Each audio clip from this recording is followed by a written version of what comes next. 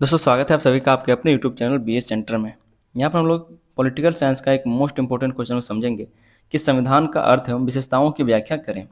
संविधान का अर्थ एवं इसकी विशेषताओं का व्याख्या करें। इस ऐसे क्वेश्चन हम और दो करवाएंगे जहाँ पर आप संविधानवाद का अवधारणा को देखेंगे और संविधानवाद के बीच तुलनात्मक अध्ययन को देखेंगे। तो 3 क्वेश्चन हम करवाएंगे जो आपको 5 नंबर में कंप्लीट देखने को मिलेगा। कन्फर्म है कि 5 नंबर में ये तीनों में से एक क्वेश्चन तो पूछेगा ही पूछेगा और हो सकता है आपको 15 नंबर में आ जाए। तो कंप्लीट आप लोग वीडियो को देखिए और समझ के जाइए कि संविधान का अर्थ क्या होता है, इसकी विशेषताएं क्या होती हैं। ठीक है, मोस्ट इंपॉर्टेंट क्वेश्चन है। चैनल पर नहीं तो आप लोग चैनल को सब्सक्राइब कर लीजिए, वीडियो को लाइक करके अपने दोस्तों में इसको शेयर भी जरूर कर दीजिएगा।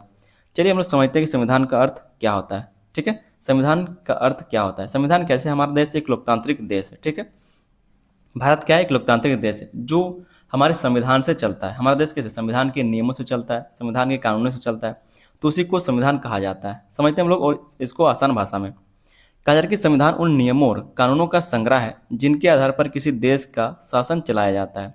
संविधान क्या है, उन नियमों और कानूनों का संग्रह है जिसके आधार पर किसी भी देश का शासन चलाया जाता है। संविधान हम आपको बता दें कि संविधान लिखित या फिर अलिखित भी हो सकता है। संविधान लिखित भी हो सकता है या फिर अलिखित भी हो सकता है। जैसे ब्रिटेन का संविधान है वो पूरा लिखा हुआ नहीं है। ठीक है, वो क्या है, कुछ नियमों पर चलता है, मतलब जो पुरानी परंपराएं उसके आधार पर ही वहाँ पर देश चलाया जाता है। तो जो ब्रिटेन का संविधान है वो पूर्णतः लिखित नहीं है, तो इसीलिए कहा जाता है कि जो संविधान है वो लिखित भी हो सकता है और अलिखित भी हो सकता है। ठीक है, तो संविधान उन नियमों और कानूनों का संग्रह है जिनके आधार पर किसी देश का शासन चलाया जाता है। इसमें यह बताया जाता है कि सरकार कैसे बनेगी, उसके कौन कौन से भाग होंगे, उनके क्या काम होंगे, नागरिकों को कौन कौन से अधिकार मिलेंगे और उन्हें किन बातों का पालन करना होगा। चाहे सरकार हो या फिर नागरिक हो, उनको कौन से बातों का पालन करना होगा, किसको कितना अधिकार मिलेगा, किसकी कितनी सीमाएं हैं। ठीक है, कौन सा सरकार या फिर कैसी सरकार या फिर लोग किस हद तक जा सकते हैं, उसके बारे में जो नियम और कानून बनाए जाते हैं उसी को संविधान कहा जाता है। अगर इसको और आसान भाषा में हम लोग समझना चाहें तो इसे समझ सकते हैं कि संविधान देश के चलाने की नियम पुस्तिका है। संविधान क्या है, देश को चलाने की एक नियम पुस्तिका है। ठीक है, जिस प्रकार किसी विद्यालय में पढ़ाई और अनुशासन नियमों के अनुसार चलता है, उसी प्रकार किसी देश का शासन संविधान के नियमों के अनुसार चलता है। कोई भी देश कैसे चलता है, संविधान से चलता है। संविधान में जो चीज़ लिखा हुआ है, संविधान में जिस तरह से नियम कानून बनाए गए उसी हिसाब से सब कुछ चलना है। ठीक है, उसी हिसाब से सब कुछ चलेगा, चाहे वो सरकार हो, सरकार बनाने का तरीका हो, सरकार का कह सकते हैं कि शासन करने का जो तरीका है, वो सरकार में कौन होंगे, सरकार में क्या क्या होगा। ठीक है, सरकार किस हद तक जा सकती है, सरकार कहाँ तक फैसले ले सकती है, लोगों को क्या अधिकार मिलना चाहिए, लोग किस अधिकारों का पालन करेंगे, किन कर्तव्यों का पालन करेंगे, इन सभी बातों का जहाँ पर संग्रह है, नियम और कानून का जो संग्रह है जिससे देश चलाया जाता है, उसी को संविधान कहा जाता है। आगे हम लोग दोस्तों यहाँ पर संविधान की विशेषताओं को देखते हैं। संविधान की विशेषताओं को देखते हैं। अगर एक और उदाहरण आपको दे संविधान के बारे में, तो इससे हमारा परिवार भी मान लीजिए कि एक देश की तरह है। ठीक है, यहाँ पर बहुत सारे परिवार में क्या 4-5 लोग होते हैं, तो वहाँ पर कुछ हमारे नियम, हालांकि ये लिखा हुआ नियम नहीं होता, लेकिन एक नियम होता है कि जो मर्द है वो कमाएगा, या फिर कह सकते हैं आजकल तो महिलाएं भी कमाते हैं, जो कमाने वाले लोग हैं वो कमाएंगे, जो बच्चे हैं वो स्कूल जाएंगे, पढ़ेंगे लिखेंगे। ठीक है, तो इस तरह से क्या है, कुछ नियम है जिससे हमारा परिवार चलता है। परिवार में अच्छी बोली, अच्छा व्यवहार रखना, सबसे प्यार करना, एकता रखना, ये सब क्या है, सब नियम है हमारे, जबकि ये लिखा हुआ नहीं है फिर भी हमारा घर चलता है। उसी तरह से एक लिखा हुआ या फिर अलिखा हुआ, मतलब लिखित या फिर अलिखित जो दस्तावेज है, ठीक है, जो कानून और नियम है जिसके कारण, जिसके आधार पर देश चलाया जाता है, उसी को संविधान कहा जाता है। आगे दोस्तों हम यहाँ पर संविधान की विशेषताएं देखते हैं कि संविधान की क्या क्या विशेषताएं हैं। पहला जो विशेषता है संविधान का वो है, संविधान देश का सबसे बड़ा कानून है। संविधान से ऊपर कोई नहीं, ना ही सरकार, ना ही न्यायालय, ना ही हम, ना ही आप, ना ही कोई भी। ठीक है, स्वयं राष्ट्रपति भी क्या है, संविधान से ऊपर नहीं है, संविधान सबसे ऊपर है। तो ये क्या है, इसकी एक विशेषता है, संविधान देश का सबसे बड़ा कानून है। संविधान देश के सभी कानूनों से ऊपर होता है।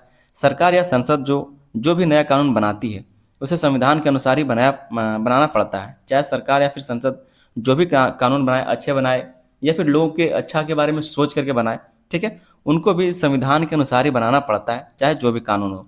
यदि कोई कानून संविधान के खिलाफ हो तो न्यायालय उसे रद्द कर सकता है। इसलिए संविधान को सबसे बड़ा कानून कहा जाता है। अगर मान लीजिए संसद के द्वारा कोई भी कानून बनाया गया जो लोगों के हित के लिए नहीं है, लोगों का नुकसान के लिए बनाया गया या फिर लोगों का उससे नुकसान होगा, तो वो क्या करेगी, जो न्यायालय है वो उसका समीक्षा करेगी और न्यायालय फिर उस कानून को रद्द कर देगी, वो लागू नहीं हो पाएगा। ठीक है, तो इस वजह से जो संविधान है वो देश का सबसे बड़ा कानून है और उससे ऊपर कोई भी नहीं है। दोस्तों जो इसका विशेषता है संविधान का वो है, यह बताता है कि सरकार कैसे बनेगी और कैसे काम करेगी। संविधान जो है ये हमें ये बताती है कि सरकार कैसे बनेगी, सरकार को कैसे बनाया जाएगा और ये किस प्रकार से काम करेगी। मतलब संविधान में यह लिखा होता है कि देश का राष्ट्रपति, प्रधानमंत्री, मुख्यमंत्री, संसद, विधानसभा और न्यायालय कैसे काम करेंगे। ये सारे आप जो पोस्ट देख रहे हैं, जो पद देख रहे हैं, चाहे वो राष्ट्रपति हो, राष्ट्रपति किस तरह से काम करेंगे, राष्ट्रपति का चुनाव कैसे होगा, ठीक है, इनका दायरा क्या है, कहाँ तक ये फैसले ले सकते हैं, प्रधानमंत्री का क्या काम है, होम मिनिस्टर का क्या काम है, मुख्यमंत्री का क्या काम है, संसद का, विधानसभा का, या फिर जो न्यायालय है ये किस प्रकार से काम करेंगे, सब कुछ लिखा हुआ है संविधान में। किसके पास कौन सी जिम्मेदारी होगी और कौन किस काम के लिए उत्तरदायी होगा। मतलब जितने भी आप यहाँ पर देख रहे हैं, चाहे सरकार बनाने का तरीका हो, चाहे काम करने का तरीका, ये सब कुछ संविधान में लिखा हुआ है कि कौन जो पद है वो किस तरह से काम करेगा, किसको क्या जिम्मेदारी मिलेगी और कौन जिस काम के लिए, मतलब किसी भी काम के लिए कौन व्यक्ति जिम्मेदारी लेगा, उत्तरदायी होगा, ठीक है, इसके बारे में सब कुछ लिखा हुआ है। यह सब संविधान में बताया गया है। इससे शासन ठीक तरीके से चलता है। इससे क्या होता है, जो शासन है वो ठीक तरीके से चलता है, क्योंकि अगर संविधान ना हो या फिर अगर जो सरकार वो संविधान का पालन ना करे तो फिर संविधान का कोई मतलब नहीं रह जाता, ठीक है। संविधान के कारण ही जो सरकार है वो अपने हद से आगे नहीं बढ़ पाते। अगर संविधान ना हो तो सरकार जो चाहे वो कर सकते हैं, फिर वो क्या हो जाएगा, तानाशाह हो जाएगा। आगे जो हम यहाँ पर विशेषता देखते हैं वो है नागरिकों के अधिकारों की रक्षा करता है। ये नागरिकों के अधिकारों की रक्षा करता है। आपने मौलिक अधिकारों के बारे में सुना होगा कि मौलिक अधिकार है हमारे, स्वतंत्रता से जीना, अपने काम को चुनना, ठीक है, अपने लाइफ पार्टनर को चुनना, धर्म को चुनना, कपड़ों की आज़ादी, मतलब अभिव्यक्ति की आज़ादी, बहुत सारे आज़ादी हमें मिलते हैं। तो ये कौन देता है, सब हमें संविधान से ही प्राप्त है। तो नागरिकों के अधिकारों की ये रक्षा करता है। संविधान सभी नागरिकों को कई महत्वपूर्ण अधिकार देता है, जैसे समानता का अधिकार, स्वतंत्रता का अधिकार, शिक्षा का अधिकार और अपने धर्म का पालन करने का अधिकार। यदि कोई व्यक्ति इन अधिकारों से वंचित किया जाता है तो वह न्यायालय जाकर न्याय प्राप्त कर सकता है। इससे लोगों के अधिकार सुरक्षित रहते हैं। किसी भी व्यक्ति का अगर कह सकते हैं जो मौलिक अधिकार है वो हनन होता है तो वो डायरेक्ट सुप्रीम कोर्ट जाकर के अपील कर सकते हैं, उनको न्याय मिलेगा, ठीक है। चाहे आप सरकार के द्वारा आपका हनन हुआ हो, चाहे तो दंगों के कारण या फिर किसी भी समाज के कारण, आप जाकर के न्यायालय में अपील कर सकते हैं। तो नागरिकों के अधिकारों की ये रक्षा करता है संविधान। ये भी क्या है, इसकी एक विशेषता है। अगली जो विशेषता है वो है सरकार को मनमानी करने से रोकता है। अगर संविधान ना हो तो सरकार जो चाहे वो कर सकती है। सरकार क्या है, मतलब जैसे चाहे वो फैसला ले सकती है, लेकिन संविधान में पहले से सब कुछ लिखा हुआ है कि आप इससे ज़्यादा कोई फैसला नहीं ले सकते। और अगर आप कोई गलत फैसला लेते हैं तो न्यायालय उसका समीक्षा करेगा और न्यायालय के पास अगर ऐसा लगेगा, न्यायालय को अगर ऐसा लगा, कोर्ट को अगर ऐसा लगा कि आपने गलत कानून पास किया या फिर गलत योजनाएं पास की, तो फिर वो क्या होगा, रद्द कर दिया जाएगा। तो सरकार को मनमानी करने से रोकता है, ये भी इसकी एक विशेषता है।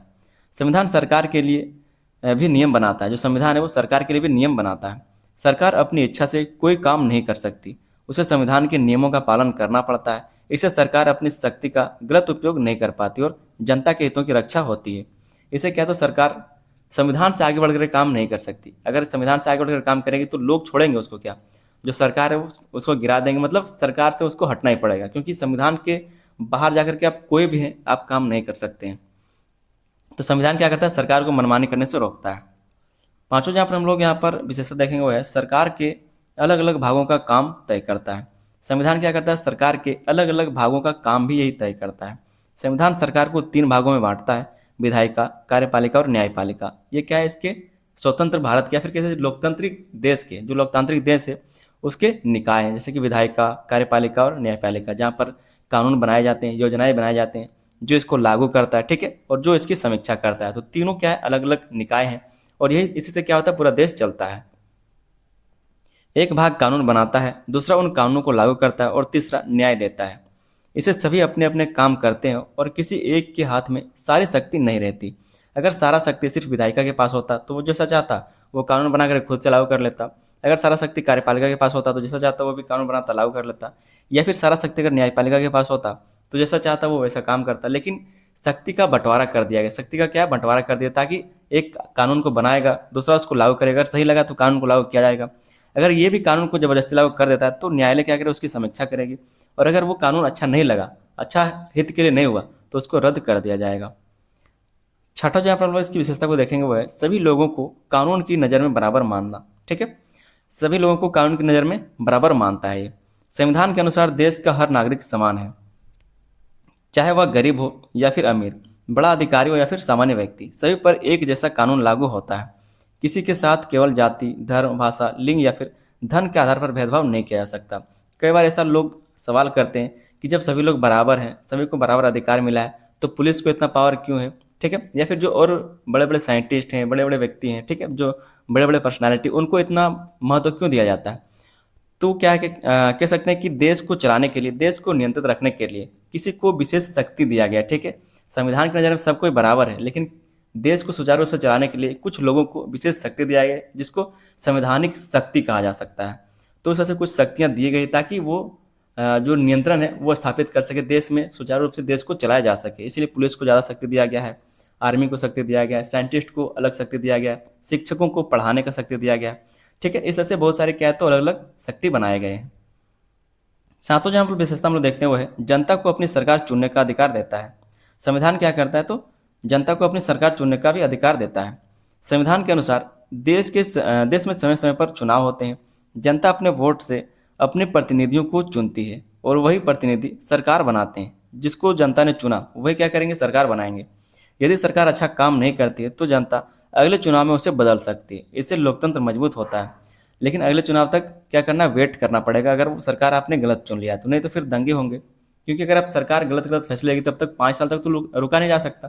तो फिर क्या, उस सरकार को उसी के कार्यकाल में गिराना पड़ता है, ठीक है। कई बार ऐसा आपने देखा होगा, या फिर जो आसपास के देश वहाँ पर आपने इन सब चीज़ों को देख रखा होगा।